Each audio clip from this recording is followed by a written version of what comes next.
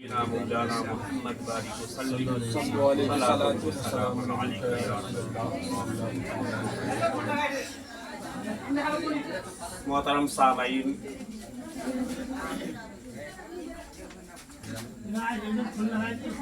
میلاد النبی صلی اللہ تعالی علیہ وسلم کی یہ حسین اور خوبصورت محفل جس میں اللہ تبارک و تعالی نے اپنی توفیق کے خاص سے ہمیں اور آپ کو شرکت کا موقع عطا فرمایا۔ بڑے ہی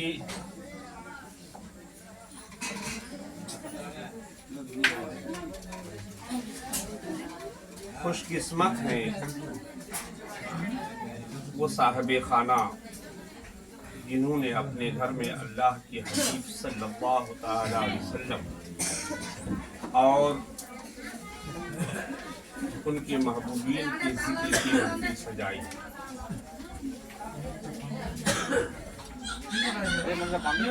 ہمیں یہ تو پتہ نہیں ہے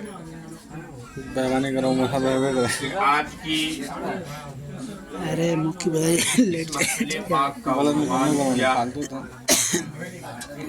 اور صاحب خانہ نے اس غرض و غایت کے تحت میلاد پاک کی محفل پاک کا اہتمام کیا ہے۔ ظاہر ہے کوئی خاص مقصد ان کا رہا ہوگا۔ بے مقصد کے آدمی تو کچھ نہیں کرتا، بے مقصد کے کچھ نہیں کرتا۔ ہر کام مقصد کے تحت ہوتا ہے اور ہونا بھی چاہیے، ہونا بھی چاہیے، کیونکہ جو کام مقصد سے خالی ہوتا ہے اس کام کی کوئی حیثیت اور کوئی اہمیت نہیں ہوتی، اور ایسا کام کرنے والا پاگل سمجھا جاتا ہے۔ ہم نماز پڑھتے ہیں، اس میں بھی کوئی مقصد کار فرما ہے نا؟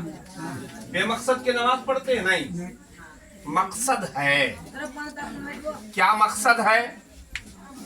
اپنے رب کو راضی کرنا۔ مقصد ہے جنت حاصل کرنا۔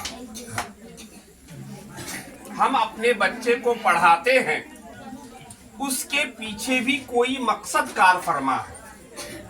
ہم اپنے ماں باپ کی خدمت کرتے ہیں، وہاں بھی کوئی مقصد اور مدعا پنہا ہے۔ کوئی بھی کام مقصد سے خالی نہیں ہوتا۔ مقصد سے خالی کام وہی کرتا ہے جن کو دماغ نہیں ہوتا۔ بہرحال میں نے خطبے کے بعد اس آیت کریمہ کو اپنی گفتگو کا عنوان بنایا ہے۔ اس کی روشنی میں چند باتیں آپ حضرات کے سامنے بیان کروں گا۔ زیادہ لمبی تقریر نہیں کروں گا، نہ لمبی تقریر کرنے کا وقت ہے اور نہ ہی موقع ہے۔ لائٹ آتی ہے جاتی ہے۔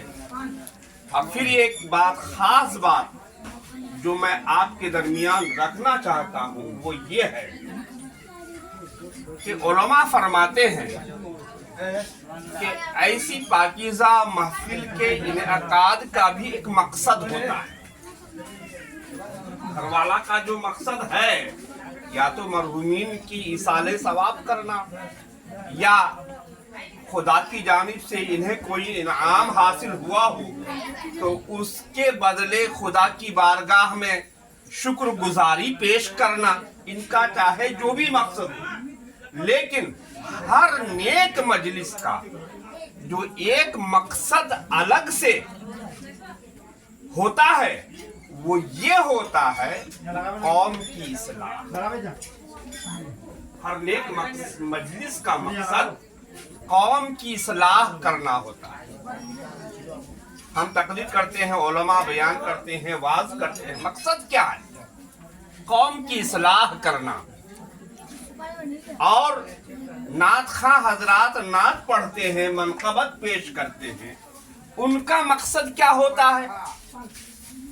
ان کا مقصد نبی کے ذکر سے اللہ کے محبوبین کے ذکر سے اپنے سینے کو تازگی بخشنا، اپنے ایمان کو تازگی بخشنا، اپنے دل کو زندہ کرنا. ہمارا جو دل پژمردہ ہو چکا ہے اسے زندہ کرنا، یہ مقصد ہوتا ہے، یہی مقصد ہوتا ہے نا.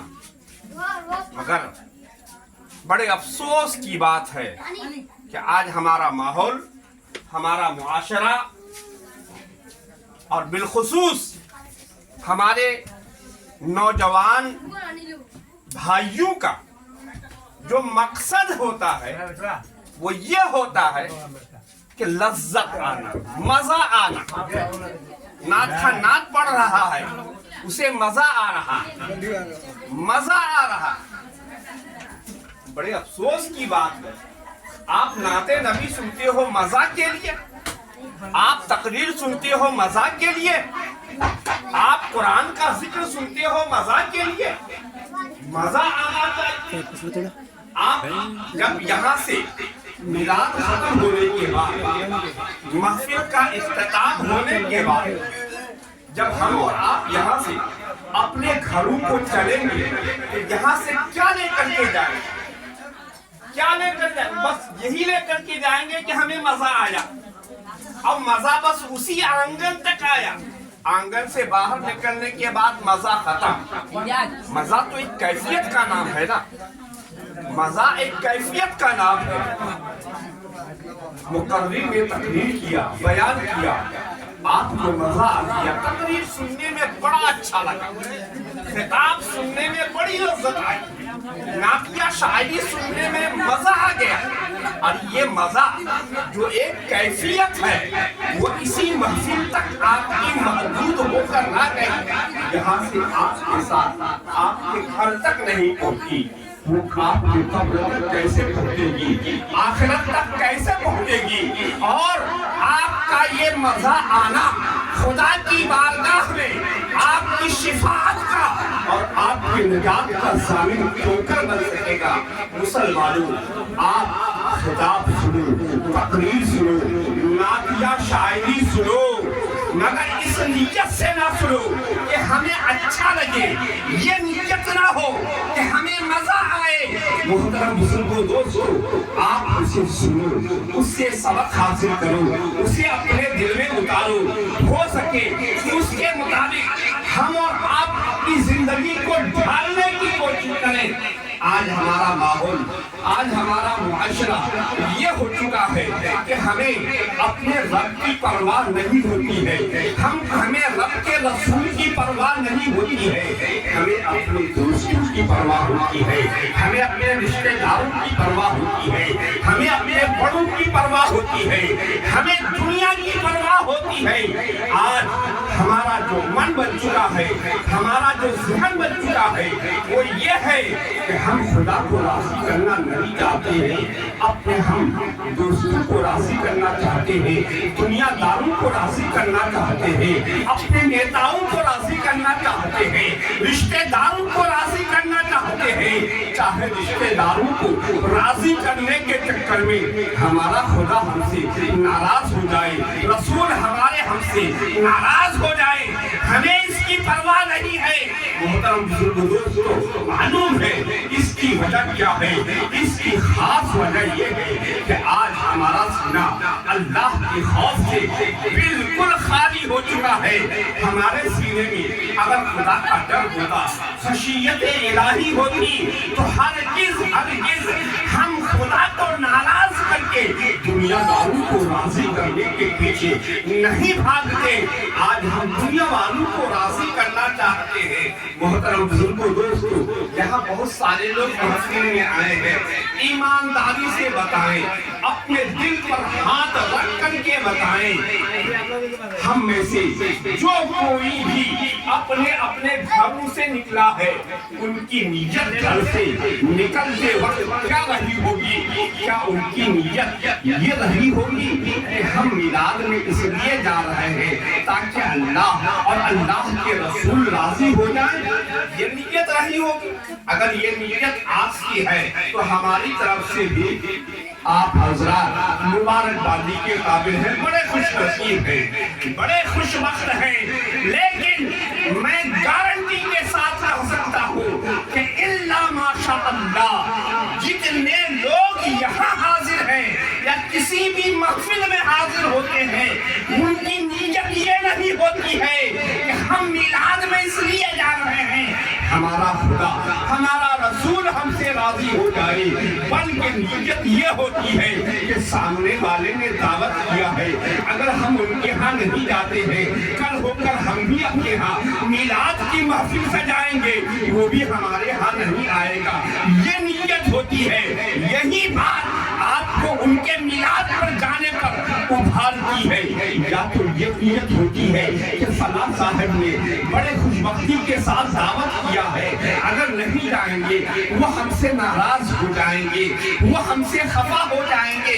اکثر لوگوں کی نیت یہی ہوتی ہے۔ مسلمانوں، جس دن ہمارے دل میں خدا کا خوف پیدا ہو جائے گا، ہم رسول پاک کے فرامین کی روشنی میں اپنی زندگی کو گزاریں گے، پھر کوئی میلاد کی دعوت ہم تک پہنچے گی۔ جب ہمارے قدم ہمارے گھروں سے چلیں گے تو ہمیں اس بات کا احساس ہوگا اور ہماری نیت یہ ہوگی کہ میلاد میں اس لیے جا رہے ہیں کہ میرا پروردگار ہم سے راضی ہو جائے۔ مسلمانوں، یقین جانو، جس دن آپ کی یہ نیت ہو جائے گی میلاد میں جانے کا، آپ کو جو ثواب ملنا ہے تو وہ ملنا ہی ہے۔ آپ کے ایک ایک قدم پر آپ کو اللہ تبارک و تعالیٰ نے کیونکہ ہمارا سبحان اللہ۔ محترم دوستو، اس لیے میلاد کرنا بڑی اچھی بات ہے۔ آئے دن میلاد کے پروگرام ہوتے رہتے ہیں،